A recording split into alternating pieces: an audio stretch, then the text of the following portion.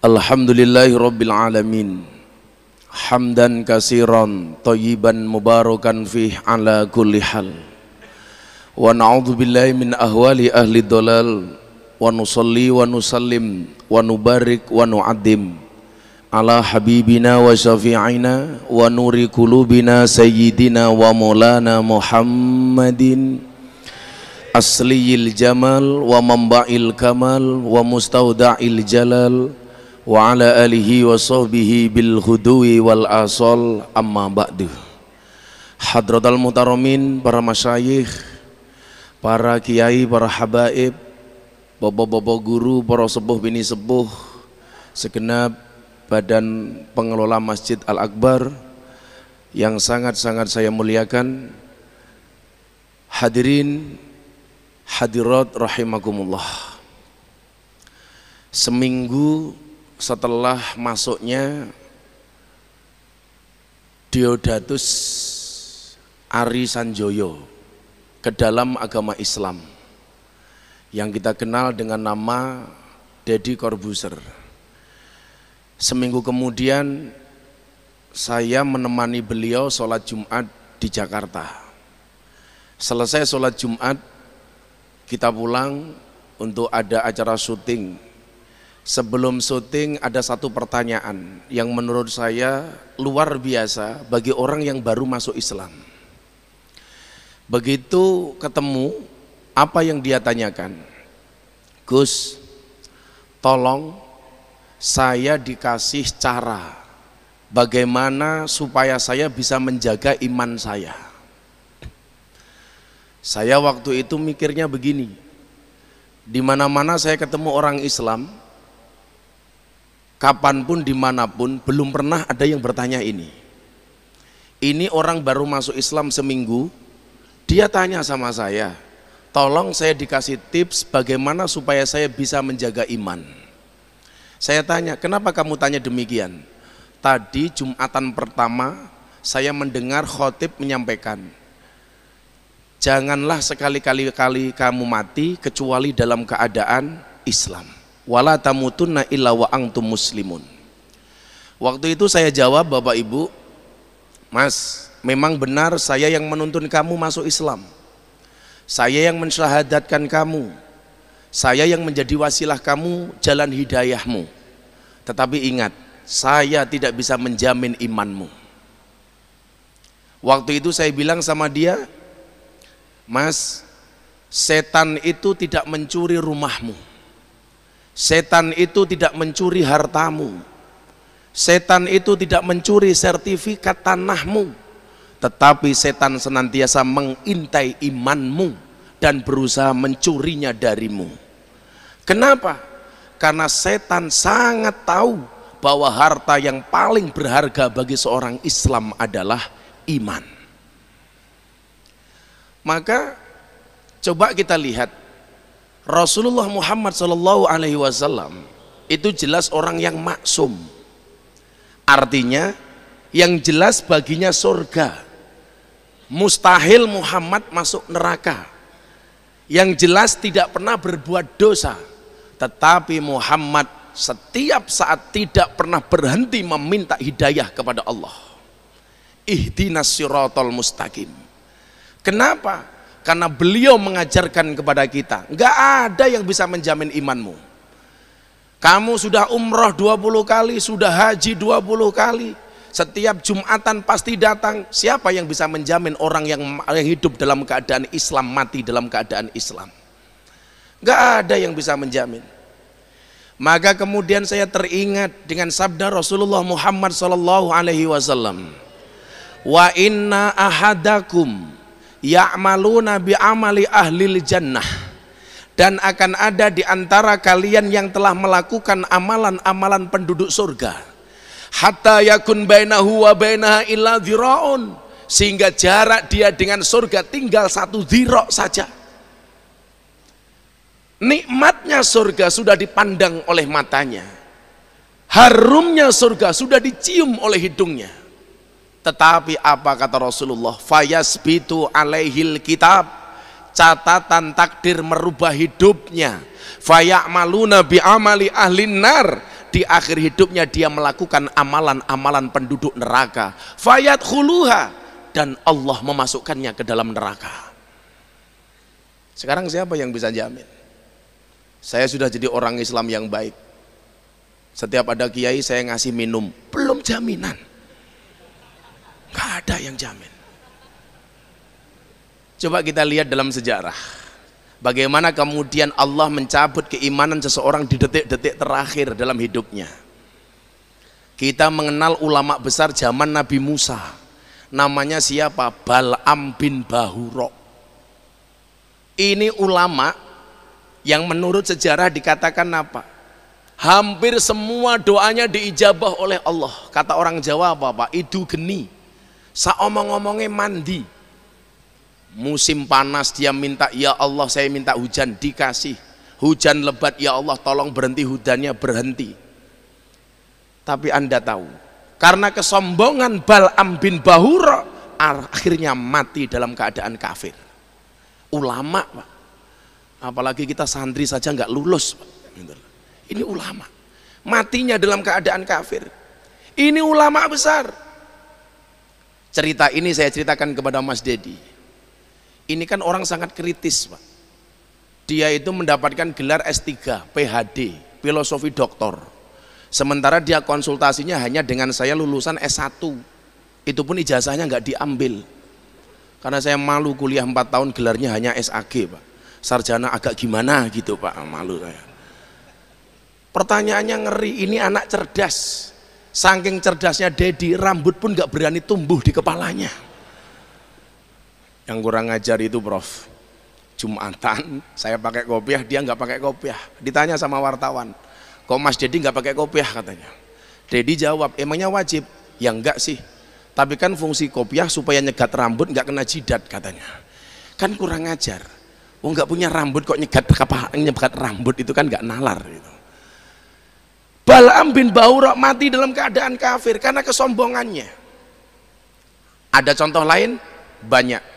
Di zaman Rasulullah ada seorang sahabat namanya siapa? Ubaidillah Al-Jahsy. Ubaidillah Al-Jahsy ini menemani Rasulullah kemana-mana. Dan Anda tahu, seorang sahabat sekelas Ubaidillah Al-Jahsy mati dalam keadaan kafir. Kenapa? Karena kegemerannya minum khamr. Na'udzubillah min dalik. Kafir.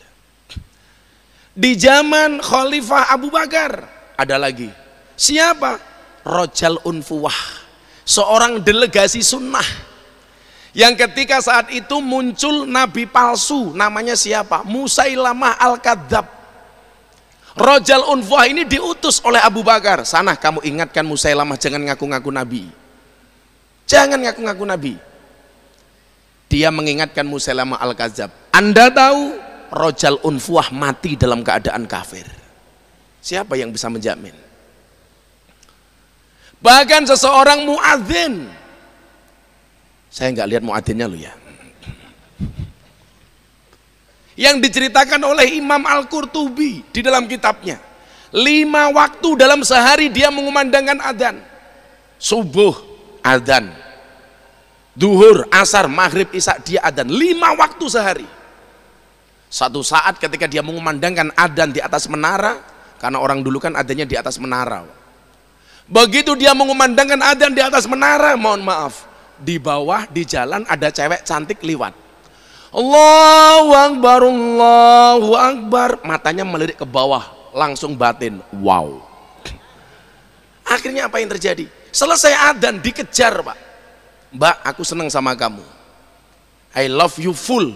Jawaban perempuan ini apa? Mohon maaf Mas, kita tidak bisa menikah karena kita beda keyakinan. Sama kayak kemarin saya bilang sama Via Valen, sorry Via, kita beda keyakinan. Aku yakin mau, kamu yakin gak mau, tak bilang. Kamu Islam, saya Kristen, kita tidak bisa menikah Mas. Apa kata muadzin ini? Apa syaratnya supaya saya bisa menikahi engkau? Dijawab sama perempuan ini, gampang Mas, tinggalkan agamamu, masuklah ke dalam agamaku. Karena cinta sudah melekat, mata sudah terpikat, hati sudah melekat, tai kucing rasa coklat. Pernah makan ya Pak ya? Gitu. Dia mengatakan apa? Saya keluar dari Islam demi menikah dengan engkau.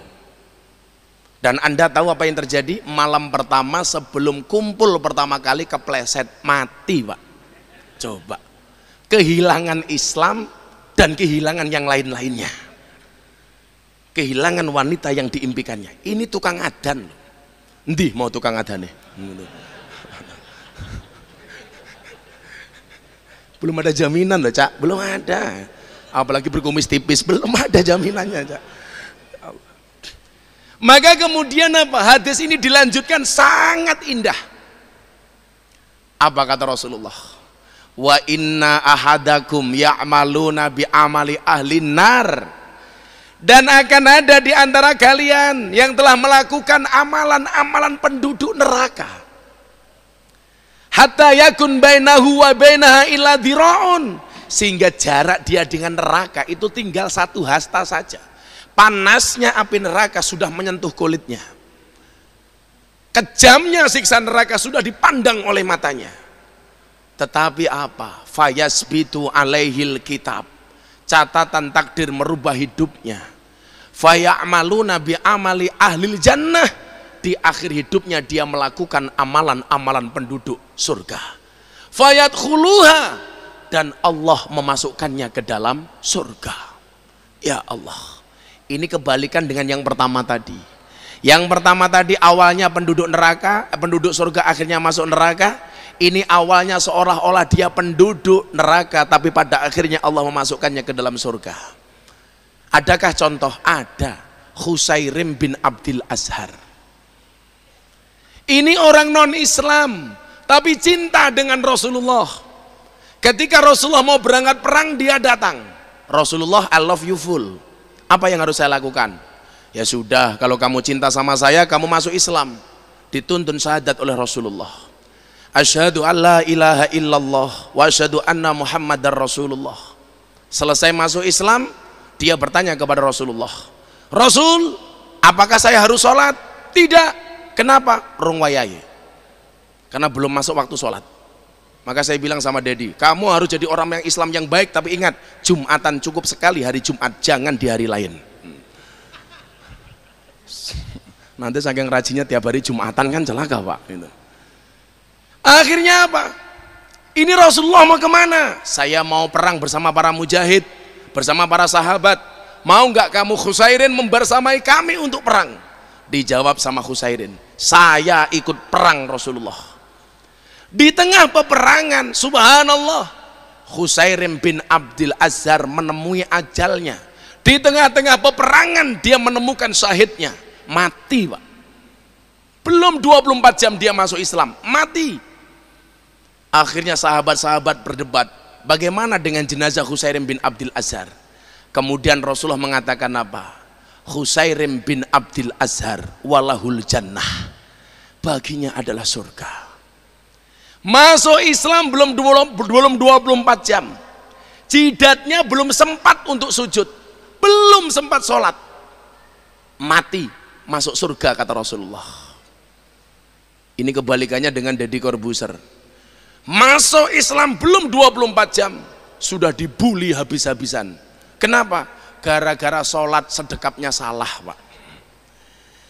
Saya itu ngajari Mas Dedi sholat itu cuma 3 menit. Ketika mau sowan Kiai Ma'ruf Amin, karena memang saya menjanjikan kepada dia, kalau kamu sudah masuk Islam akan saya temukan dengan 3 orang. Karena yang saya kenal, yang saya dekat, Kiai Said, Kiai Ma'ruf Amin, sama Maulana Al Habib Lutfi bin Yahya Pekalongan. Karena beliau ngefans sama orang 3 ini, maka saya ajak. Begitu masuk halaman Kiai Ma'ruf, pas pampres telepon, Gus, sampaikan ke Mas Dedi, mau diajak sholat berjamaah sama Kiai Ma'ruf, berkenan apa enggak? Saya bilang sama Dedi, bro, diajak sholat sama Kiai Ma'ruf, sholat maghrib. Langsung Pak, kepalanya kemeringet Pak. Loh, kan saya belum diajari sholat katanya. Baru masuk jam 1, jam setengah 6 itu posisinya. Akhirnya di dalam mobil, saya praktek sholat 3 menit Prof, di depan dia. Saya di dalam mobil itu jengkang-jengking, difoto sama wartawan. Saya jengking di depannya Dedi. Mereka bilang, ini Miftah sama Dedi lagi ngapain katanya itu. Masya Allah. Akhirnya turun dari mobil, tinggal praktek wudhu. Saya masuk ke kamar mandi, saya praktek di hadapan dia. Dia contoh. Karena waktunya sangat mepet, waktu itu dia sholat tangannya begini, Pak. Dibully habis di media sosial. Maka saya bilang sama dia, maha benar netizen dengan segala cangkemannya. Dah.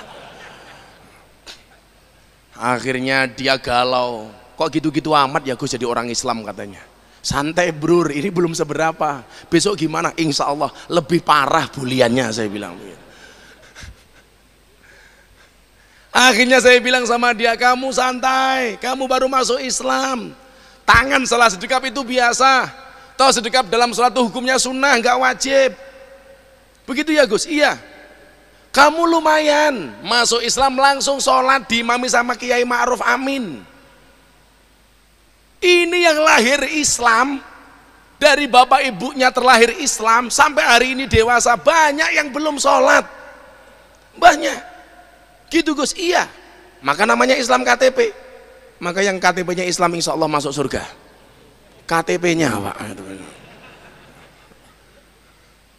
Masya Allah. Khusairim bin Abdul Azhar mendapatkan syahidnya di peperangan pertama ketika dia baru masuk Islam. Alasan inilah kemudian yang menjadi dasar bagi saya. Kenapa saya belusuan ke lokalisasi? Kenapa saya belusuan ke kafe, ke dunia malam yang hari ini hampir rata di seluruh Indonesia, Pak. Sebulan yang lalu saya masuk ke satu kafe terbesar di Jakarta, bahkan di Asia Tenggara. Saya masuk ke sana dan ternyata apa? Diterima dengan baik. Yang menjadi persoalan itu sebenarnya adalah orang baik kalau ketemu orang jelek itu alergi, Pak.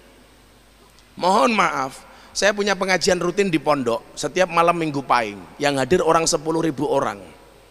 Mbak-mbak PSK dari lokalisasi saya fasilitasi, saya sewakan bis, mereka datang, Pak. Begitu nih mbak-mbak PSK datang ke pengajian saya, fokus jamaah itu enggak ke saya, Pak. Kemana? Ke yang lain. Orang baik ketika dicampur dengan orang yang dianggap enggak baik, ini biasanya alergi. Maka ketika saya posting anak bertato dari Probolinggo, dari Jawa Timur waktu itu, jadi santri saya, tatonya penuh, adzan. Saya posting di Instagram, komentar orang baik apa, Pak? Orang tato kok adzan? Apakah salah orang tato adzan? Saya bilang sama dia, nak santai, lebih baik kamu bertato adzan daripada nggak ada tato dan nggak pernah adzan. Kita lupa bahwa bagaimana kemudian Allah sangat memperhatikan para pendosa. Maka saya punya kawan dulu namanya almarhum Gito Rolis. Kalau yang sepuh-sepuh ini pasti masih ingat lah dengan Gito Rolis, tapi kalau anak-anak milenial ini nggak tahu. Gito Rolis itu dulu semua maksiat pernah dilakukan, molimo semuanya pernah dilakukan, tapi ketika kemudian dia bertaubat, Masya Allah, jadi orang yang luar biasa, Pak. Dan setiap kali ketemu saya, dia minta dibacakan apa? Surat Az-Zumar ayat 24. Qul ya ibadiyalladzina asrafu ala anfusihim la taqnatu mir rahmatillah. Innallaha yaghfiru dzunuba jami'a innahu huwal ghafurur rahim. Saya tanya dia, Om, Anda punya cita-cita apa? Saya pengen mati hari Jumat pas kajian, Gus. Dan ternyata Allah kabulkan. Waktu itu saya tanya, kenapa kamu pengen mati hari Jumat? Karena kalau saya mati hari Jumat, jenazah saya yang menyolatkan banyak. Dan ternyata dikabulkan oleh Allah. Makanya benar yang dikatakan Rasulullah, an-nasu yamutuna ala ma'asu. Seseorang itu akan dimatikan oleh Allah sebagaimana kebiasaan dia hidup. Makanya seminggu yang lalu saya sakit, dokter bilang, Gus istirahat, opname 3 hari di rumah sakit. Saya tetap berangkat ngaji, Prof. Ini batuk saya, pulang saya dari Aljazair sampai hari ini nggak berhenti. Siapa tahu kan saya lagi ngaji di Al-Akbar Al-Israel datang, gitu kan. diumumkan di masjid, innalillahi wa inna ilaihi rajiun, telah meninggal dunia dengan tenang saudara Muadzin, umpamanya, kan kita nggak tahu mana tadi orangnya.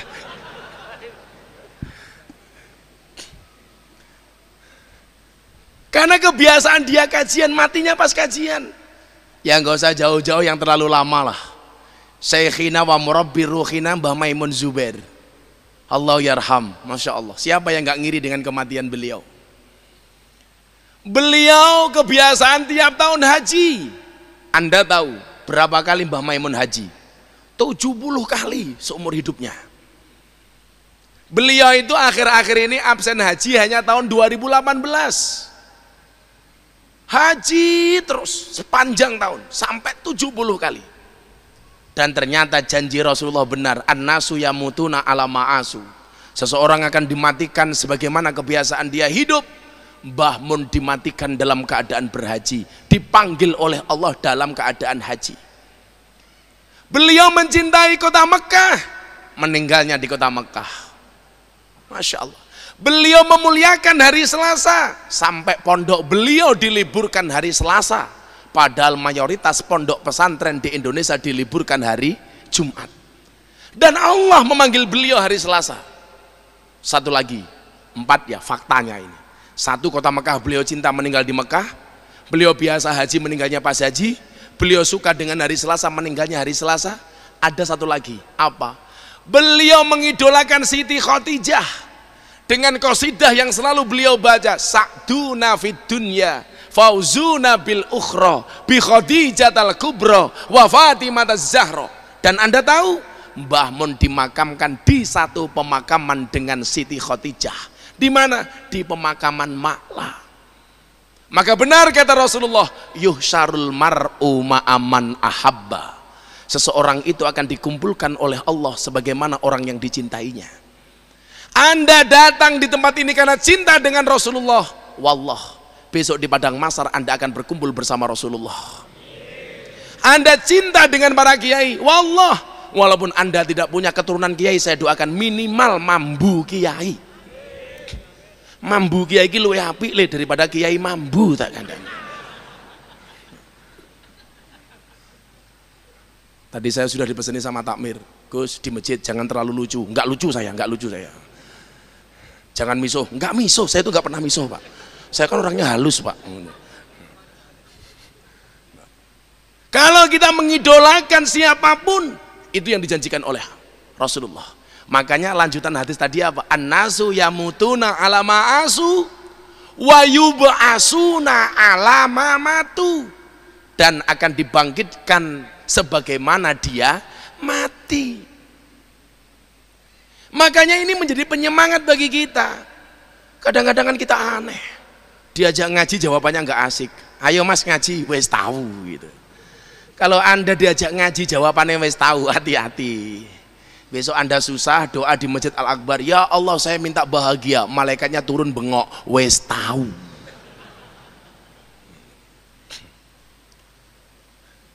Semangat inilah seharusnya yang bisa kita contoh dari perjalanan hijrah Nabi Muhammad Sallallahu Alaihi Wasallam. Ini tidak main-main, Pak.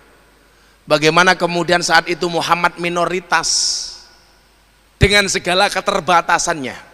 Saya itu kadang-kadang berpikir begini ya Pak ya, Nabi Muhammad itu kan Nabi yang mukjizatnya paling minim Pak, dan basariahnya Nabi Muhammad itu paling kelihatan. Coba Anda bandingkan mukjizat Nabi Muhammad dengan nabi-nabi sebelumnya, jauh Pak. Nabi Musa membelah lautan, Nabi Ibrahim dibakar nggak mempan, Nabi Yunus dimakan ikan malah kayak itikaf, Nabi Isa bisa menghidupkan orang mati. Makanya salah satu pertanyaan Dedi ini salah satu pertanyaan yang inti, kenapa kemudian dia akhirnya masuk Islam. Dia bertanya sama saya begini Prof waktu itu, Gus, kalau saya baca Al-Quran, kenapa banyak di dalam Al-Quran itu perintah Allah yang tidak rasional? Ini kan orang-orang penganut aliran rasionalitas, apa-apa harus pakai akal. Contohnya apa bro? Nabi Ibrahim suruh motong anaknya Ismail. Ini kan gak nalar, anak cuma 1 suruh motong, kan Allah bego katanya waktu itu. Terus itu bagi saya nggak masuk akal. Nabi Musa membelah lautan, bullshit dia bilang. Nabi Isa bisa menghidupkan orang mati, bohong. Nabi Isa bisa berjalan di atas air. Nah, kalau itu saya bisa, wong saya pesulap katanya. Dan ternyata benar, Prof, dia bisa berjalan di atas air. Iki triknya neng di tak delok itu nggak kelihatan. Dia bilang kamu nggak bakal bisa lihat, ini trik katanya. Dan bener bisa. Saya ngetes dia di atas kolam bisa berjalan Pak di atas air. Deddy Corbuzier itu kan the best magician di Amerika 2 kali. Dunia Pak, 2 kali. Tapi hari ini sudah sama sekali tidak mau dia magic-magican. Waktu itu acara kita collab di YouTube, pertanyaan langsung tanpa teks. Saya mikir waktu itu, ini kalau saya nggak bisa jawab, waduh bahaya ini. Bisa gagal dia masuk Islam, saya bilang. Mikir saya. Akhirnya saya jawab, Mas, kenapa banyak perintah agama yang tidak masuk logika? Kayak dia bilang Isra Mi'raj, Mekah Madinah saja naik bis 32 jam, Zahaban wa Iyaban 64 jam. Kok ini bisa sampai Sidratul Muntaha? This is unbelievable, kata dia. Mustahil, dia bilang. Waktu itu saya jawab, Mas, kenapa tidak semua ajaran agama itu bisa diterima oleh akal? Jawabannya sederhana. Karena kalau semua perintah agama bisa dirasionalisasikan, bisa diterima oleh akal, berarti nggak ada bedanya agama dengan ilmu pengetahuan. Kaget dia. Oh iya ya. Kalau semuanya masuk akal, nggak butuh orang agama, cukup kuliah sama profesor selesai. Semuanya bisa diilmiahkan. Justru inilah kemudian antiknya agama. Tidak semuanya bisa diterima oleh akal. Langsung dia mengatakan, this is so amazing for me. Utakmu ranyandak ini, ranyandak ini.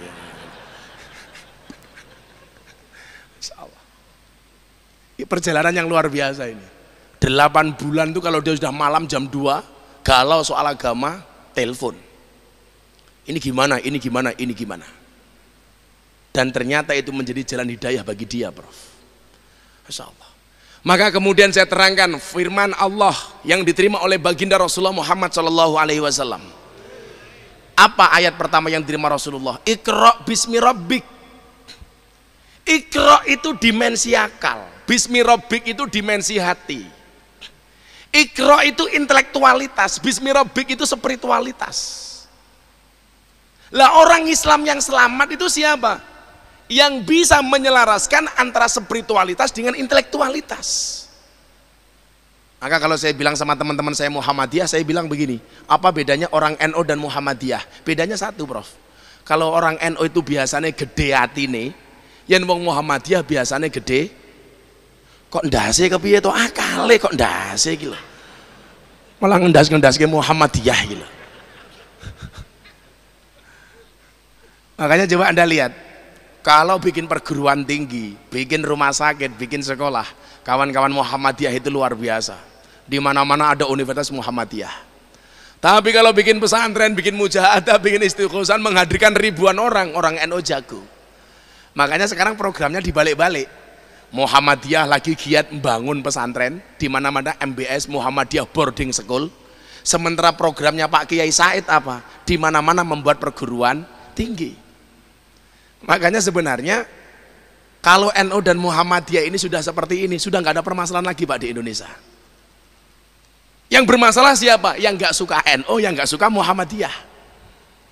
Kalau NU dan Muhammadiyah kan dari dulu bedanya tipis Pak. Kalau NU sukanya panjang, Muhammadiyah pendek, kan gitu saja. NU panjang, sholat taraweh 20 rakaat, Muhammadiyah sholat taraweh pendek 8. Kalau di Surabaya yang paling marah aliran ketiga. Bukan 8, bukan 20, tapi aliran yang tidak taraweh, Prof. Itu banyak banget itu. Saya bilang sama Dedi, ada kalimat Iqra, ada kalimat Bismi Rabbik. Saya tanya sama dia, bro, cinta itu dari mata turun ke hati atau dari hati naik ke mata? Dia jawab, dari mata turun ke hati. Inilah kesalahanmu memahami agama. Kok salah? Bagaimana saya bisa cinta kalau mata saya tidak melihat, katanya. Apa jawaban saya waktu itu? Cinta itu bukan dari mata turun ke hati bro, tapi dari hati naik ke mata. Kok begitu? Iya. Kalau cinta itu dari mata turun ke hati, maka selamanya kamu tidak akan pernah cinta kepada Allah. Kenapa? Karena matamu tidak pernah melihat Allah. Kalau cinta itu dari mata turun ke hati, berarti kamu tidak akan pernah mencintai Rasulullah. Kenapa? Karena matamu tidak pernah melihat Rasulullah. Kalau cinta itu dari mata turun ke hati, berarti orang-orang buta itu tidak akan pernah merasakan indahnya cinta. Kenapa? Karena orang buta itu matanya tidak bisa melihat. Tapi kalau cinta itu dari hati naik ke mata, kamu lihat tuh orang buta, walaupun nggak bisa melihat, matanya nggak bisa memandang, nikah meteng bro, meteng. Karena hatinya cinta.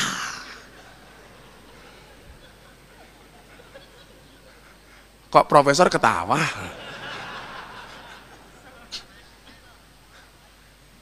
Pemahaman-pemahaman sederhana ini yang saya sampaikan kepada beliau.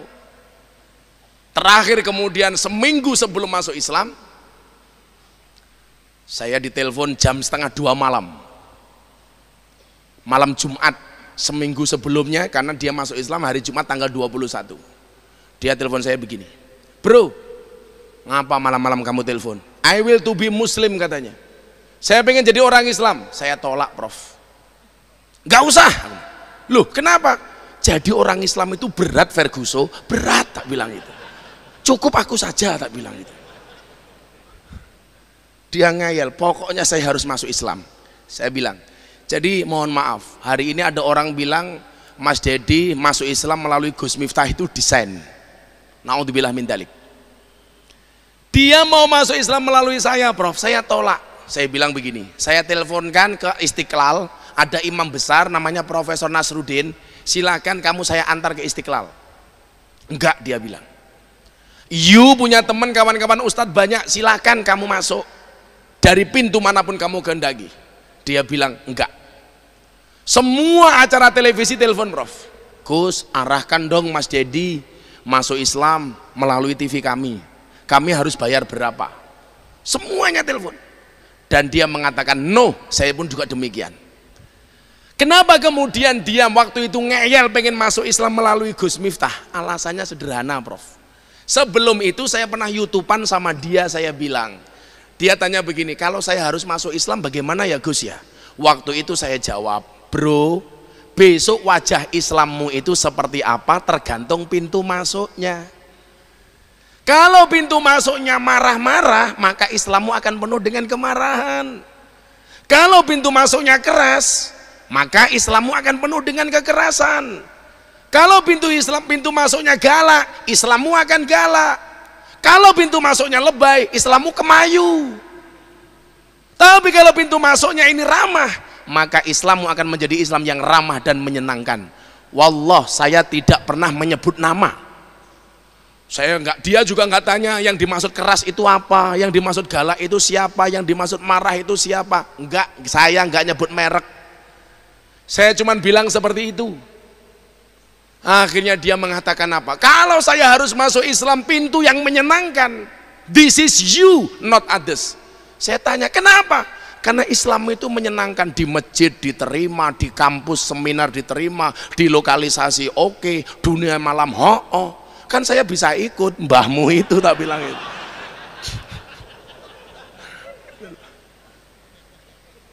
Jadi hari ini saya ngelus dodo prof. Ada orang yang mengatakan Dedi ini masuk Islam desain.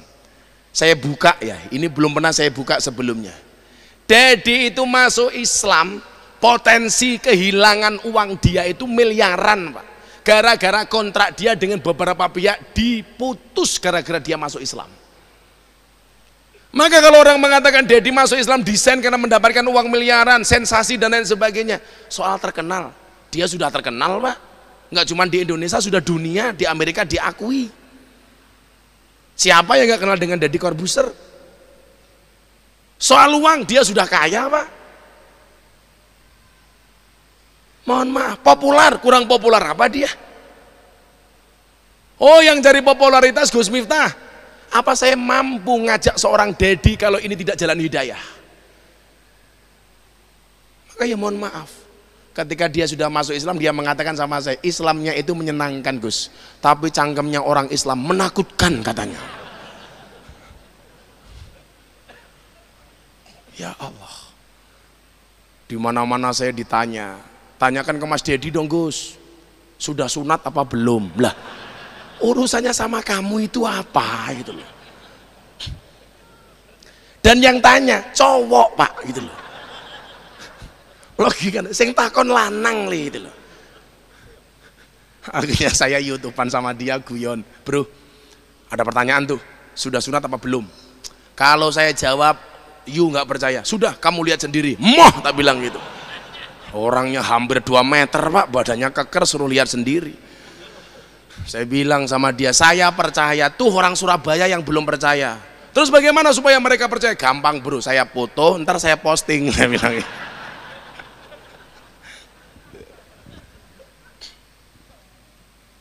Dan semangat Islamnya dia luar biasa. Saya harus bisa baca Quran. Spirit yang kita kajian hari ini ya. Saya cari turutan Pak, ternyata di Jakarta nggak dapat turutan. Karena saya dari dulu kecil ngajinya turutan. Anak-anak sekarang nggak tahu turutan Pak. Kalau dulu kan asik. Apa bedanya turutan dengan Iqra? Iqra itu tidak pernah mengajarkan makhorijul huruf yang pas. Tapi kalau turutan, coba Anda lihat. Alif, ba, sampai dulu abah saya itu kalau saya ngaji, dilihat mimiknya, gesturnya, tidak hanya makhraj. Bagaimana kemudian ketika mengucapkan kalimat ba, saya cari kemana-mana nggak dapat. Karena saya pengen ngajari dia turutan waktu itu. Kalau Iqra kan langsung Pak, nggak ada seperti itu. Kalau dulu kita ini kan turutan ini.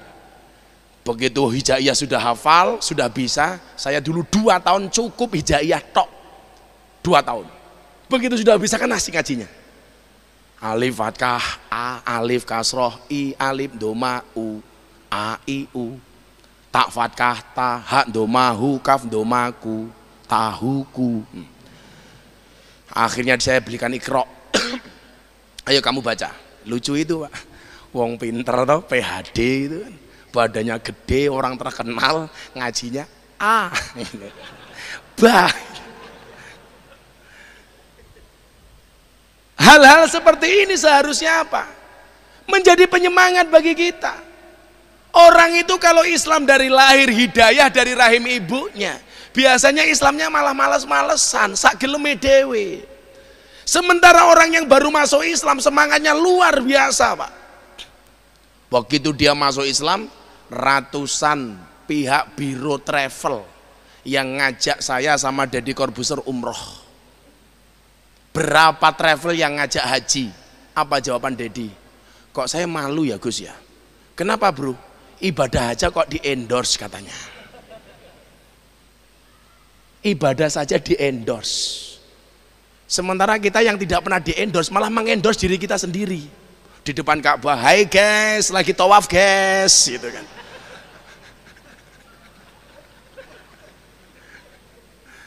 Ya Allah, latah kita itu.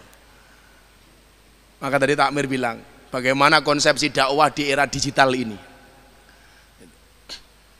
Konsepsi dakwah di era digital, ya tidak harus seperti itulah. Sekarang kan semuanya ditulis Prof. Puasa, traweh, Facebook. Buka puasa Instagram, puasa cangkemnya di foto Facebook lagi. Ya Allah, lah kalau semuanya kita tulis di Facebook, di media sosial, kan kasihan Pak malaikat raqib atid, nganggur Pak itu loh. Makanya besok di yaumul hisab, raqib atid sudah tidak punya tulisan Pak. Begitu, oh subha kata Allah, hisab dia, malaikat datang, HP-mu mana? Kenapa? Barang bukti itu loh.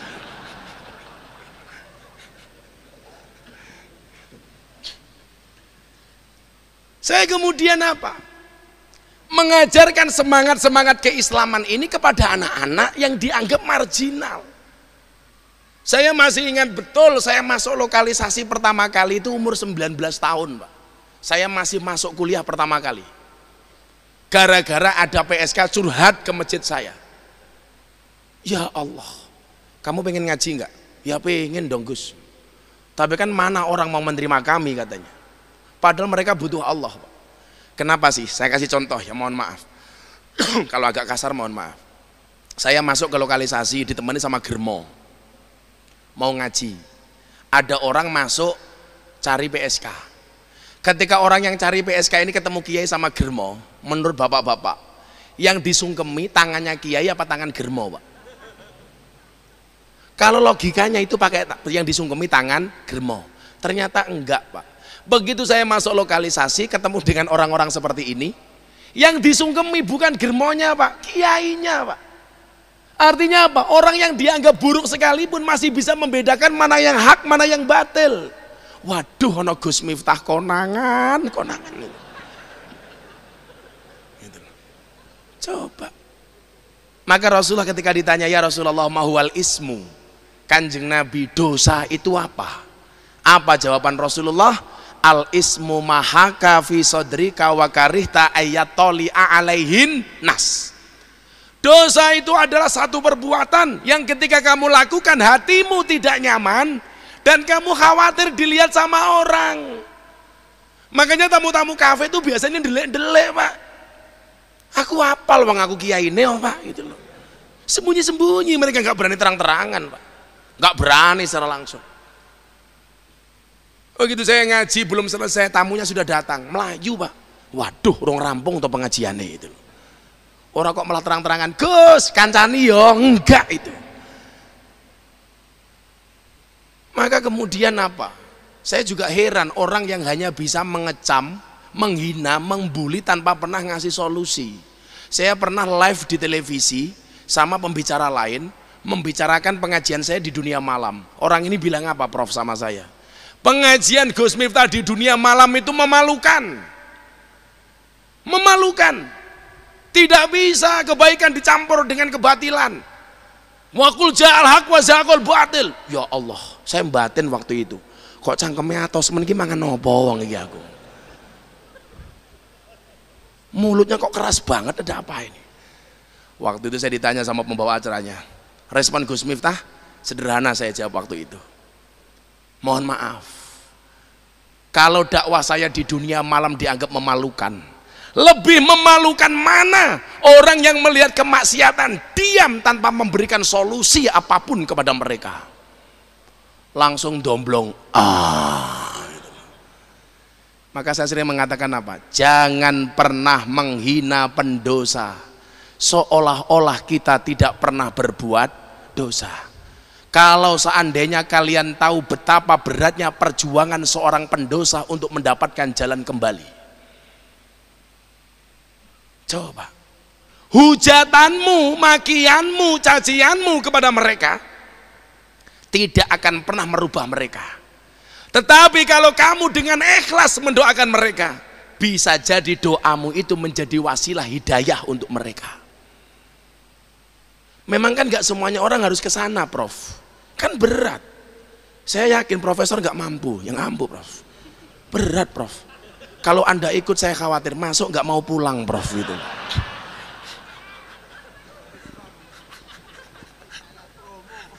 Bukan promo, Prof. Pakai nama Gus Miftah, komplement, Prof. Saya selalu semangati orang-orang seperti itu. Karena semangat Islam yang indah ini yang kita tawarkan kepada mereka. Kan nggak boleh sholawat di tempat maksiat. Alah. Kan nggak boleh sujud di tempat maksiat. Siapa bilang? Al ardu kulluha masjidun illal makbaroh wal hamam. Bumi itu semuanya tempat sujud kecuali dua hal, kuburan dan hamam, toilet. Mereka saya ajak walaupun dalam keadaan mabuk, diprotes sama kiai saya, dimaki-maki. Kamu tahu nggak hadis yang menyatakan sholatnya orang mabuk tidak diterima 40 hari oleh Allah? Waduh, saya waktu itu bilang, sejak kapan orang ini jadi panitia pahala ya Allah waktu itu. Dan memang ini pernah ditanyakan sama anak-anak kafe ketika saya ajak sholat pertama kali. Gus, katanya orang mabuk sholatnya nggak diterima oleh Allah 40 hari, bagaimana dengan kami? Apa jawaban saya waktu itu? Mohon maaf Mas, itu hadisnya orang normal, sementara kalian abnormal. Kalau nunggu nggak mabuk, sholatmu kapan? Terus kami sholat dapat pahala apa enggak Gus? Saya jawab, mohon maaf Gus Miftah bukan panitia pahala. Selesai Pak. Kenapa toh? Kita itu sering menjadi hakim bagi kesalahan orang lain dan menjadi jaksa bagi kesalahan kita sendiri. Lono wong dielek-elek sementara kesalahan kita nggak pernah kita lihat Pak. Maka saya katakan sama anak-anak di sana, lebih baik ahli maksiat yang khawatir dengan maksiatnya, dengan dosanya, daripada orang yang banyak amalan tapi sombong dengan amalannya. Makanya tadi hadis yang saya baca di awal sama ayat Az-Zumar tadi itu kesimpulannya di mana? Pada akhirnya surga itu akan ditempati oleh ahli maksiat yang akhirnya bertaubat, bukan orang yang sok suci namun pada akhirnya tersesat. Saya sampaikan kepada mereka, nah bisa jadi dosamu sebesar kapal, tapi ingatlah ampunan dari Tuhanmu lebih luas daripada lautan. Dan saya nggak pernah Prof menjadikan ini sebagai komoditas saya untuk terkenal. 5 tahun yang lalu saya sudah diminta oleh media televisi untuk sharing di acaranya. Gus, kan Gus Miftah ngaji di lokalisasi sudah lama nih, 10 tahun. Mau nggak diliput TV? Saya tolak Prof. Saya tolak. Ketika anak-anak di lokalisasi tahu, kenapa Bah kok ditolak? Jawaban saya waktu itu adalah 5 tahun yang lalu. Allah menciptakan Miftah tidak untuk menjadi orang terkenal, tapi untuk mengenalkan Allah kepada mereka yang belum kenal. 5 tahun yang lalu. Sampai akhirnya sholawatan saya di Cafe Bali diambil oleh wartawan, kemudian di-share. Akhirnya apa? Hari Jumat sore saya pengajian di kafe itu, Minggu pagi muncul di Lamtur, Lambe Turah. Yang nonton langsung 3 juta. Yang komentar 15.000 lebih. Kok 15.000? 150.000. Dan semuanya mencaci saya Prof. Ini penistaan, zina mata. Kenapa yang sholawat roknya pendek semua? Loh, saya nggak bisa ngatur bro. Mereka itu hanya salah kostum. Mbaknya tingginya 180 cm, pakaiannya hanya 1 meter, gitu saja sebenarnya. Maka kalau kemudian ini menjadi wasilah, kemudian orang mengenal dakwah itu, wallah, nggak ada desain, nggak ada keinginan. Maka Bapak Ibu rahimakumullah, belajar dari pengalaman kemudian itu viral. Saya tawarkan begini kepada Bapak Ibu, Pak Bu, teknologi dakwah kan berkembang terus toh. Nggak mungkin kita hari ini monoton dengan satu model dakwah Pak. Zaman Kanjeng Nabi, teknologi dakwahnya dengan menggunakan apa? Bilisan. Apa kata Rasulullah? Khatibun nas biqadri ukulihim. Berbicaralah kepada manusia sesuai dengan kemampuan akalnya. Sudah berjalan sampai Abu Bakar. Di zaman Utsman berkembang lagi menggunakan apa? Bil kolam. Mulai nyusun kitab, mulai nulis Quran, melalui nulis hadis. Berkembang lagi zaman Wali Songo, bisa kofah dengan menggunakan budaya. Maka coba Anda lihat, dulu Wali Songo itu kalau buat masjid pasti di pinggir alun-alun. Alun-alun banyak orang, kasih masjid di sampingnya. Orang dulu belum kenal masjid, supaya masuk masjid dikasih gamelan. Maka kalau di Jogja ada 2 gamelan yang terkenal di Masjid Kauman, Kiai Guntur Madu sama Kiai Nogowilogo. Maka itulah Prof, kenapa saya jarang dipanggil Kiai. Saya nggak bangga dipanggil Kiai, gamelan saja juga Kiai. Apalagi di Solo, kebo saja Kiai, namanya Kiai Slamet. Orang masuk masjid, dulu belum ada yang pakai sandal. Kalau langsung masuk masjid, masjidnya kotor. Bagaimana cara wali mensikapi? Di depan masjid dikasih kolam kecil, sehingga sebelum mereka masuk masjid kakinya nyemplung kolam. Begitu mentas sikilnya resik. Cara wali dulu. Begitu masuk dikasihlah tembang-tembang Jawa. Sunan Bonang membuat lagu Tombo Ati, muncul lagu Sluku-sluku batok, turi-turi putih dan lain sebagainya. Itulah sebenarnya yang diadopsi oleh orang NU. Kenapa habis adzan ada puji-pujian? Dasarnya itu salah satunya. Saya haji tahun 2015 pertama kali sama teman Muhammadiyah. Gus, tuh lihat Mekah Madinah, habis adzan nggak ada puji-pujian. Kenapa di Surabaya banyak yang puji-pujian? Saya jawab, jelas beda bro. Mekah Madinah belum adzan, masjidnya sudah penuh. Lah ning Surabaya, ya Allah itu.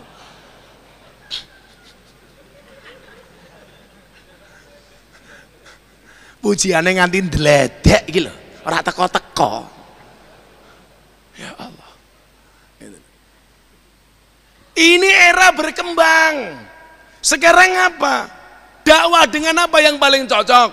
Bil lisan tetap, bil kolam harus profesor nulis. Bisa kofah, saya di mana-mana dengan menggunakan pendekatan budaya. Karena konsep saya berdakwah adalah membudayakan agama, bukan mengagamakan budaya.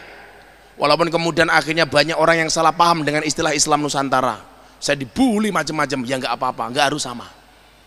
Sekarang teknologi dakwah yang paling terkini apa? Bil medsos. Bil medsos, Pak. Bagaimana kemudian kekuatan Instagram 1 menit saja itu bisa merubah wajah Islam. Saya diundang ke Belanda, satu keluarga masuk Islam. Gara-gara lihat sholawatan saya di kafe. 1 menit ditonton oleh jutaan orang, akhirnya menjadi wasilah hidayah bagi mereka. Saya kemarin dapat tamu dari mana? Australia. Namanya Antonio Sekodori. Malah kaya iwak tau. Dia datang ke pondok mengatakan apa? I will to be Muslim. Kenapa jauh-jauh harus ke Indonesia, nggak di Australia saja? Kenapa nyari saya?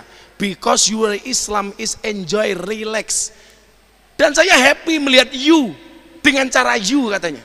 Akhirnya masuk Islam. Saya syahadatkan. Jauh-jauh dari Australia beli tiket bisnis PP hanya untuk masuk Islam di Jogja. Yang jadi masalah, Prof, habis saya Islamkan dikasih makan sama istri saya, dikasih apa-apa nggak doyan. Istri saya jengkel, masak singkong, masak sayur bung, doyan, Prof. Begitu makan sayur bung enak, dia tanya what is this, ini apa? Bingung saya, bung bahasa Inggrisnya apa itu kan. Akhirnya saya jawab this is a bung gitu kan. Dia tanya lagi what is the meaning of bung gitu kan. Bung itu apa? Akhirnya saya jawab bung is the young bamboo gitu kan. Malah dia bilang apa? Amazing. Kenapa mister? Bambu muda saja enaknya kayak gini, apalagi yang tua katanya. Waduh. Orang mau berakoti apa aku? Makanya apa? Masjid Al-Akbar keren, Instagramnya digiatkan. Kalau enggak, orang-orang yang kemudian belum kenal Islam, kemudian baru seneng dengan Islam, yang menguasai medsos itu bahaya, Pak. Sementara orang yang tahu Islam tidak mau memanfaatkan medsos. Makanya kemarin di Jombang saya bilang, Mbok, pondok itu jangan terlalu kekolot lah. Santri nggak boleh bawa HP sama sekali. Ini eranya era medsos. Santri suruh bawa HP, tapi akses sama jamnya dibatasi. Cukup dengan menggunakan wifi. Begitu follow Instagram, di follow ustadz-ustadz yang jelas sanad keilmuannya. Lah kamu katanya santri, yang di follow bukan kiai, Vanessa Angel ya.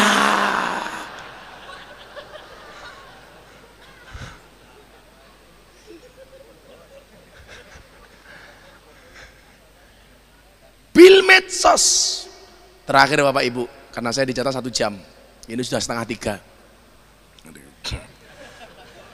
Surat Yasin ayat 64 Anda baca, apa isinya? Al yauma nakhtimu ala afwahihim wa tukallimuna aydihim wa tasyhadu arjuluhum bima kanu yaksibun. Ketika mulut dikunci, tangan berbicara. Saya pulang pengajian dari Taiwan, di atas pesawat saya nggak bisa tidur buka Yasin ayat ini. Saya mikir keras waktu itu, kenapa ketika mulut dikunci yang berbicara itu tangan. Dan akhirnya saya ketemu jawabannya, gara-gara waktu itu saya dibully. Saya lihat postingan di Instagram, di YouTube, saya dibully macam-macam. Oh, ini jawabannya. Kenapa mulut dikunci? Yang berbicara tangan. Karena hari ini orang bermaksiat dengan menggunakan tangannya. Orang menghina, mencaci, membuli, memaki, sudah tidak dengan menggunakan mulutnya, tapi menggunakan jempol dan jari-jarinya. Ini besok semuanya akan dimintai pertanggungjawaban oleh Allah. Coba, Nabi Adam itu korban hoak, dikeluarkan dari surga sekali tok loh. Korban hoak dikeluarkan dari surga. Lah, kita yang penyebar hoak, apa ya pantas? Penyebar hoak di mana-mana so agamis. Video saya dipotongi, diedit. Kemarin disurvei sama teman-teman di media sosial. Berapa miliar uang yang didapat dari para YouTuber posting pengajiannya Gus Miftah. Dan rata-rata apa? Judulnya provokatif. Gus Miftah nantang Gus Nur. Gek kapan aku nantang?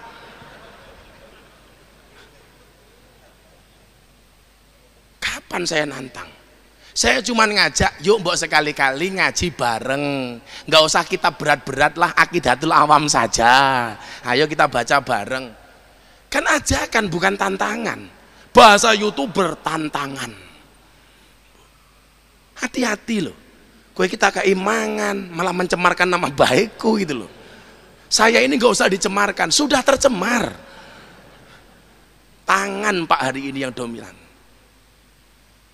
Makanya kalau kita yang waras, nggak mau posting yang keren-keren, akhirnya kita kalah dengan yang tidak waras, Pak. Hati-hati ini. Apalagi sekarang posisi YouTube itu mengalahkan TV, Pak. Makanya kalau guru nasabnya ke YouTube itu banyak blundernya, Pak. Karena ngajinya hanya tabayatubu YouTuban. Akhirnya gobloknya kana yakunu konangan. Utake madaya mudu modot pisan kok itu. Maka mudah-mudahan semangat hijriah ini Rasulullah yang dibangun 3 hal. Masjid, ukhuwah Islamiyah Muhajirin Ansor, dan ukhuwah Basyariah Piagam Madinah. Semangat ini mudah-mudahan bisa kita bawa, sehingga mohon maaf walaupun kita berbeda-beda harokah, tetapi tetap saling menghormati dan toleransi antara satu dan yang lainnya. Gak bisa dipaksakan saya harus sama dengan Anda juga tidak harus sama dengan saya. Maka ketika istri saya dibully, Instagram saya dibully, istri saya nangis gara-gara membaca buliannya itu, saya bilang sama istri saya, yang salah kamu. Kok bisa? Iya, salah sendiri kamu baca. Coba kalau nggak dibaca. Saya tuh kadang-kadang lihat, Prof, yang membuli saya 15.000 komentar, tapi saya seneng yang nge-like 100.000. Maka coba Anda lihat kenapa jumlah like lebih banyak daripada jumlah komentar. Jawabannya sederhana, Mas. Seberapa banyak pun orang yang membuli kamu dengan komentar-komentarnya, ingatlah di luar sana lebih banyak yang mencintaimu dari dalam hatinya. Iya. Jangan tepuk tangan di masjid. Kalau jomblo beda. Kenapa jumlah like lebih banyak daripada jumlah komen? Kalau versinya jomblo beda, karena banyak orang cinta tetapi tidak berani mengungkapkannya. Alhamdulillah, 1:30, 1:30 kita tutup dengan sholawat hasbi robbi jallallah. Sallu ala Nabi Muhammad. Hasbi robbi jallallah ma fi qalbi ghairullah Nur Muhammad sallallahu la ilaha. Sebelum dilanjutkan, hasbi rabbi jalallah, cukuplah Allah yang maha agung sebagai penolongku. Ma fi qalbi ghairullah, tidak ada sesuatu pun di dalam hatiku kecuali Allah. Nur Muhammad sallallahu, cahaya Muhammad yang Allah bersolawat kepadanya. La ilaha illallah. Hari ini saya ijazahkan untuk Anda semuanya. Dibaca setelah sholat 3 kali, kemudian ditutup dengan Fatihah iyyaka na'budu wa iyyaka nasta'in, dibaca 11 kali. Insyaallah kabul semua hajat. Shallu ala Nabi Muhammad. Hasbi Rabbi Jallallah ma fi qalbi ghairullah Nur Muhammad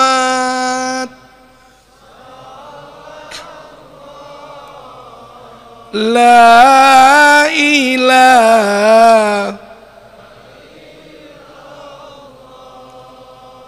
hasbi rabbi jalallah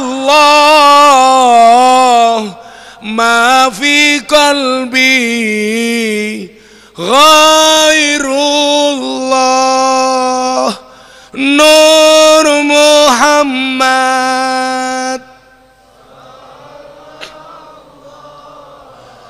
la ilaha illallah. Sekali terakhir, la ilaha.